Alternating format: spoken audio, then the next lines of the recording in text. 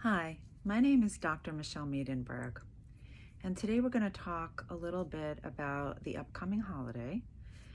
Um, we're in the midst of Passover, and then on Sunday, Easter is upon us.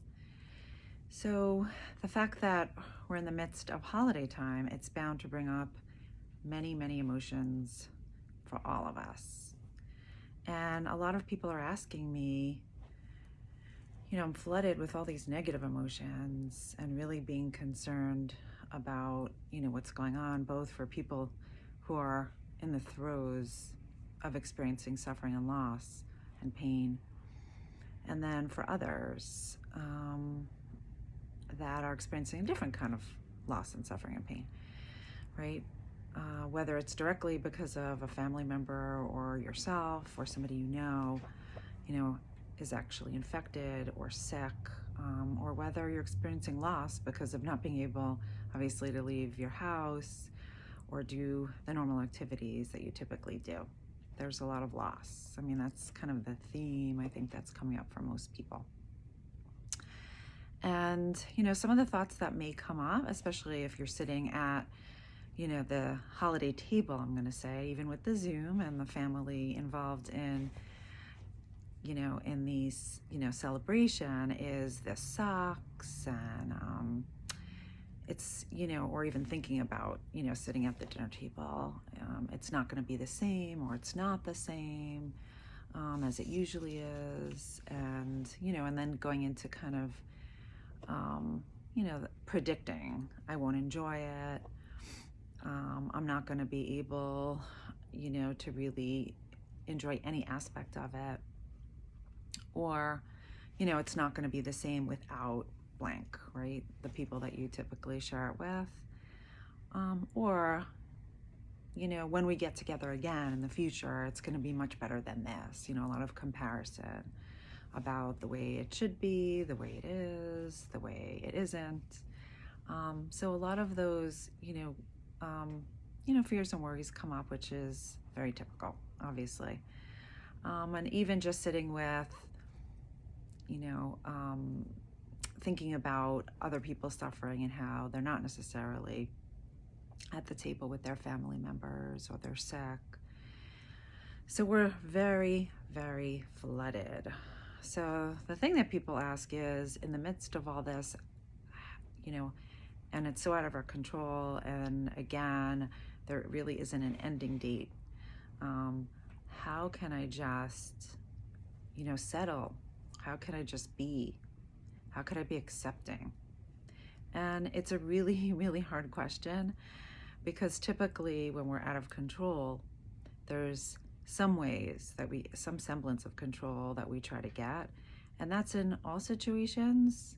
And I always recommend thinking about that, right? The situation in general, we're not in control of.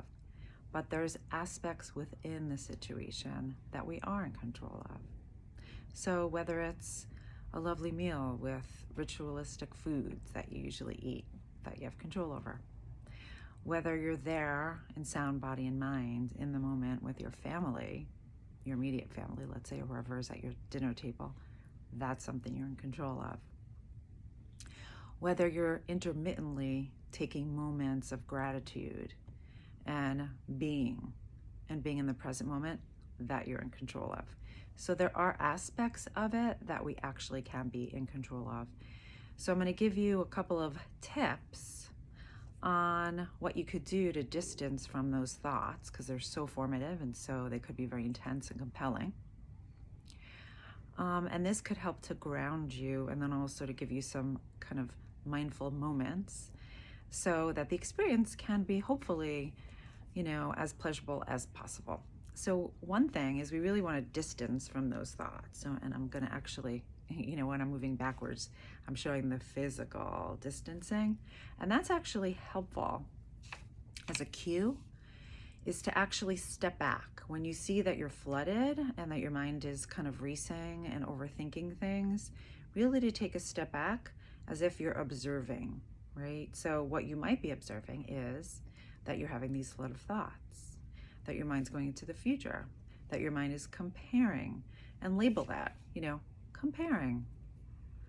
labeling, negativity, whatever it is that's showing up. And then in terms of perspective taking, if you really lean back and just kind of look and observe, you could see the table's beautifully set. My family is sitting here with me. You know, my child just made a really, funny joke. Or, we're having wonderful conversation.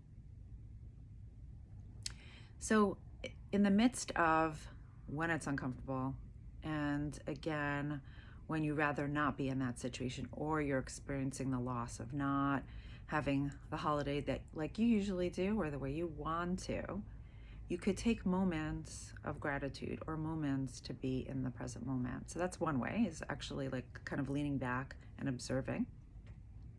The other thing that you could also do is, really get into your body, and you could do a little body scan, from like kind of the top of your head, really checking in, to your face, right?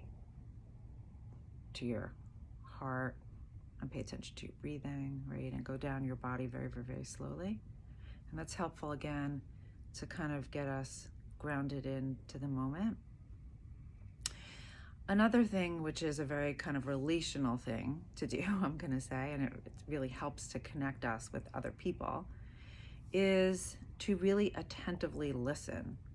So if you're having conversation or you're talking about something specific, really intently listen to the person who's talking.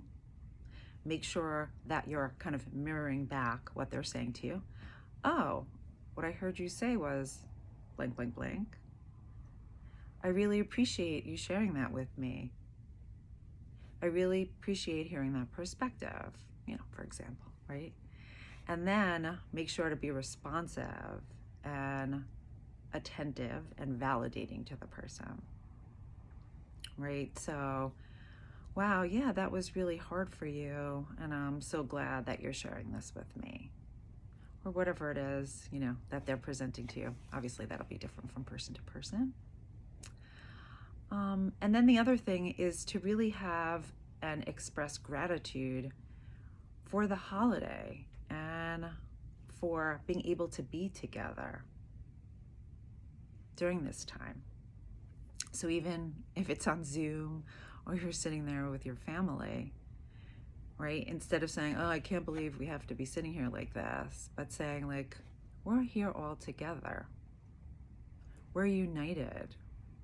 We collectively share in our experience in this,